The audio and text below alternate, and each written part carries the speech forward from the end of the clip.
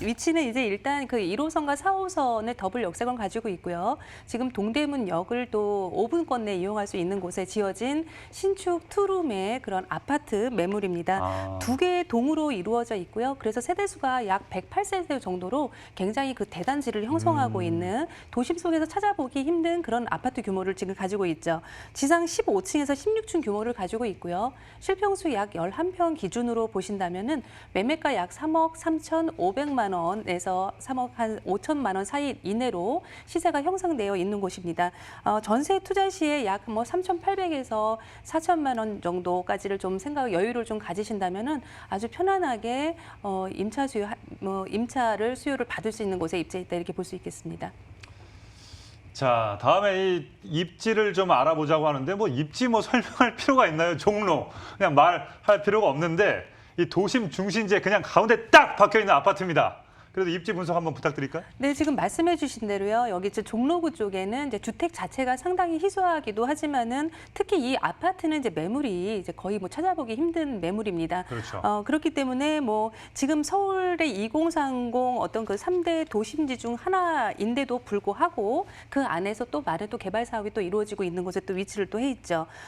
근처에는 일단 종묘나 뭐 동대문 시장 너무너무 뭐 모든 분들이 한 번씩은 다 왔다 가셨을 정도의 그런 명소들이 다 있고요. 또 인근에 또 서울시청, 또 뭐 대학로, 뭐 각종 관공서 등이 또 모여 있는 곳이기도 합니다. 특히 이 교통 여건은요, 부동산 가격을 결정하는 데 있어서 굉장히 그 중요한 그런 작용을 하는 요소라고 볼 수 있겠는데요. 현재 지금 오늘 매물지 같은 경우에는 이제 지하철 1호선과 5호선을 도보권 5분 이내로 또 갈 수가 있고요. 종로 5가역에서 본다면 좀 더 거리를 좀 줄이실 수 있겠습니다. 그렇기 때문에 한 3분 정도면 종로 5가역에서는 도달할 수 있는 거리이기도 하죠. 초역세권의 초역세권이라고 할 수 있겠고요. 특히 이제 이 반경 한 500m, 오늘 매물지 반경 500m 안에는 어떤 그 지금 2호선이나 3호선 또 6호선 등 굉장히 그 다중역세권을 이용할 수 있는 그런 곳에 입지해 있다고 볼 수 있겠고요. 이런 노선들이 막 모두 집중해 있는 곳이기 때문에 당연히 그 임차 수요는 이제 넘쳐날 수밖에 없겠습니다. 지금 이 종로구 일대는요, 특히 또 이 대중 접근성이 또 교통의 접근성이 굉장히 쉽고 다양한 또 도로망을 또 갖추고 있을 뿐만 아니라 어떤 주변에 뭐 전통에 있는 어떤 문화 그리고 또 생활 편의 시설들이 모두 그 상권 형성이 굉장히 잘 돼 있는 곳이기 때문에 실거주자들의 또 문의도 상당히 또 많은 곳이기도 합니다. 여기에 또 서울시의 또 대표적인 명소죠. 뭐 청계천 거리를 또 도보거리를 갈 수가 있겠고요. 또 멀리서는 또 남산도 조망이 또 가능하시겠고요. 지금 보시는 사진들은 이제 저희가 그 청계천에 이제 행사를 하고 있는 것들이 사진을 준비를 좀 해봤는데요.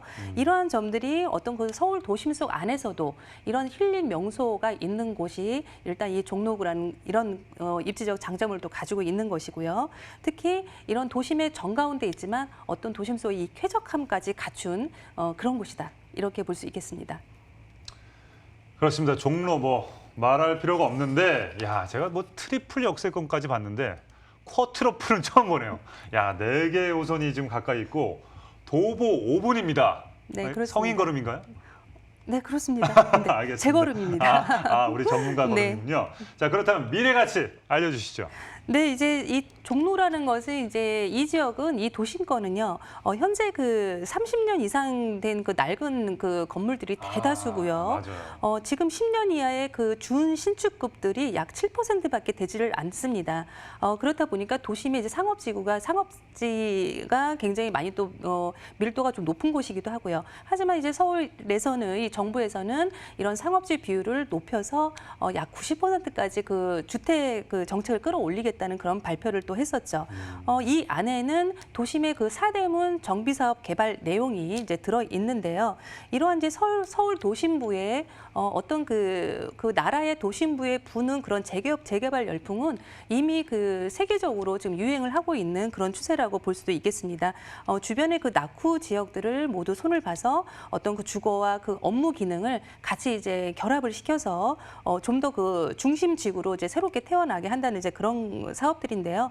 특히 이 율곡로 제1종 지구 단위 계획 사업의 경우는 서울시가 이제 현재 지금 많은 그 개발 사업들을 가지고 있는데요. 여기에 뭐 서울의 북부 개발 사업 그리고 또 서울시청 일대 그 사옥 신축이라든지 여러 가지 그 가장 대표적인 또 사업이 있죠. 세운상가 또 재개발 이런 사업들을 이제 지구 단위 계획으로 이제 묶어서 개발을 하겠다라는 이제 그런 의지를 보이고 있습니다. 그렇기 때문에 앞으로 이 율곡로가 그 20년 만에 재정비가 되기 때문에 이러한 사업도 기대해 보셔도 또 좋을 것 같고요. 또한 이 세운상가는 1970년도에 이제 화랑을 맞았었던 그런 유통상가였었는데요. 지금은 이제 상당히 그 노후된 그런 전자 유통상가입니다. 앞으로 이제 이 부지에 연면적 약 30만 제곱미터의 그런 대규모 복합 시설이 이제 앞으로 이제 들어오게 되는데요. 이곳에는 이제 뭐 호텔이라든지 업무 시설, 뭐 오피스텔, 여러 이런 판매 시설 등이 이제 같이 혼재해서 이제 들어서게 되는데요. 약 뭐 5개 동이고요. 굉장히 높이가 또 상당히 상당하죠. 그런 게 대규모의 그런 단지들이 들어온다 이렇게 보시면 되겠습니다. 그렇기 때문에 이러한 것들이 변화가 된다면은 어떤 그 주변 일자리뿐만 아니라 주변을 상당히 많이 변화의 뭐 바람이 이제 가운데 이제 서 있게 되죠. 그렇기 때문에 주변의 지가 상승 당연히 또 따라올 수밖에 없겠습니다. 그리고 이제 많은 분들이 이제 잘 들어보지 못했을 이제 사업이 또 있는데요. 이 국립의료원 부지 또 미공병단 부지 복합 개발이 또 있습니다. 지금 이 대상지 안에 이 기관들이 이제 이미 이제 결정이 돼서 이제 이전을 앞두고 있기 때문에 앞으로 이제 이곳에도 이제 대규모 부지에 대한 활용 계획이 이제 세부적으로 이제 들어올 그런 상황인데요. 이 일대가 앞으로 이제 이렇다면 이제 도심 관광을 비롯해서 어떤 문화 그리고 또 뭐 판매 시설, 뭐 쇼핑시설 모든 것이 이제 특화되면서 더욱 풍부한 그런 유동 인구와 고용 창출 또 효과 또 볼 수 있겠습니다. 또한 이 동대문 시장, 이 동대문 특구는 이미 그 기존 점포와 상인들이 또 넘쳐나는 곳인데요. 여기에 또 대규모의 또 어떤 의료 패션의 서울의 그런 대표 도시답게 서울 패션 허브 조성 단지가 또 계획도 발표되어 있습니다. 현재 동대문 패션 특구는 약 15만 명의 그런 인구수를 가지고 있고요. 그리고 점포 수만 해도요, 약 3만 5천 개라는 점포가 있습니다. 그렇기 때문에 어떠한 그런 임차 수요가 역시도 현재도 굉장히 넘쳐나는 곳이 이런 이 동대문 일대라다 이렇게 볼 수 있겠습니다. 특히 이제 우리나라 그 1, 2인 가구들이 집중해 있는 이 1위 도심 지역이 이 종로구입니다. 그렇기 때문에 현재 그 1, 2인 가구 그리고 또 우리나라의 또 100대 그 뭐 대형 기업들이죠. 그런 기업들이 배우 수요에 모두 또 포진해 있는 곳이기 때문에 이런 곳에서의 그 탄탄하고도 또 임차 수요 하실 수 있는 이런 안정적인 이런 임대 사업은 이런 종로구 이런 곳이 가능한 지역이다 이렇게 볼 수 있겠죠. 그렇습니다. 이 키워드 그냥 제가 살짝만 들어도 그냥 뭐 종로, 아파트, 투룸, 새거, 그다음에 도심 재생 사업 이 키워드만 들어도 뭐 투자 가치가 어마어마한 것 같습니다. 자, 그럼 이 어마어마한 물건 얼마죠? 시세 알려주시죠. 지금, 네, 매매가 상당히 중요하죠. 네, 매매 상당히 중요합니다. 일단은 그 오늘 매물은 이제 서울 도심 중에 또 지어져 있고요. 또 이 상업지 내에 들어 있는 그 매물 가격에 비해서 지금 아파트죠 여기에 거기에 또 투룸입니다. 하지만 가격대가 아직은 지금 3억 3,500만 원부터 3억 5천 내외에 있어서 굉장히 안정적인 합리적인 가격을 지금 유지를 지금 하고 있고요.